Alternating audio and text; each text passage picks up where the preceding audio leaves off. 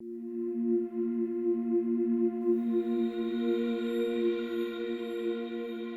life coming back to Christ has been a long, long road.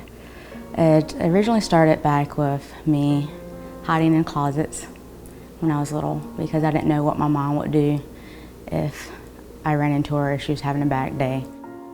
We were in the church until about 12 years old. That's when my mom got angry with God and she was like, none of us are going to church. My mom struggled with mental illness for her whole life.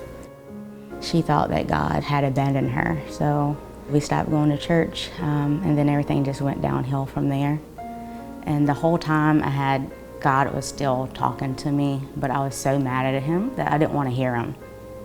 And so I ended up joining the Army. My first year, I was in Korea, first duty assignment. I was a very trusting person, and then I was raped in my first duty station by someone that I thought was a great friend. And that was another blow of me being angry at God. And I was like, how could you let this happen to me? What did I do to deserve this? So I started drinking while I was in Korea because that was my way of coping.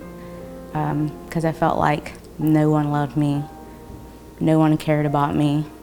I just felt like I was lost. And I said, okay, I'm gonna take my life.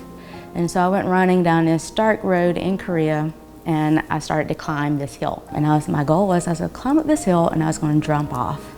And before I could even get close enough to the top, I heard God's voice saying, no, stop. And I stopped in my tracks. I started crying and I went back to my room. And the next day, I stopped drinking. I met my husband.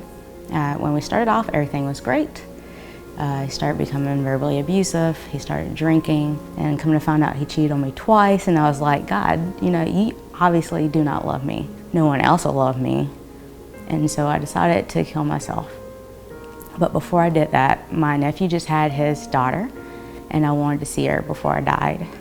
So I asked my sister to come down that weekend, and she didn't know what she was walking into. And she still doesn't know to this day because I never told her. So my best friend came to my house and she was like, hey Angela, I'm not staying long. I just wanted to come by because my pastor in Georgia, he told me that he needs to talk to you. I'm like, okay, you can give him my number, I don't care. And so my sister came in at midnight, I spent time with her. And so the next morning we were just sitting on the couch, having a good old time, just talking, joking, holding a baby, and then he called. He was like, this is Pastor Mike. And I'm like, oh yeah, I've been expecting your phone call. And he just said the words, don't do it. And I instantly was like, don't do what? He's like, God has something for you and he doesn't want you to kill yourself. And I just started crying profusely because I was like, how could he love someone that's broken like me? How could he love someone who's made so many mistakes, had done so many bad things? How could he love me? And he was like, he loves you. He's like, I'm calling you to tell you that he loves you. And so from that point on, I decided to go back to church. And it was Easter weekend of all weekends to go back to church. And that was like the point in my life where I knew that I was loved and that I didn't have to do anything for his love. I didn't know Frederick because the military said it was time to move. So when I moved into my apartment complex, I had checked my mailbox and lo and behold, it was a Collective flyer in my mailbox. My best friend was like, hey, let's go to Collective and see if this is the great church for you.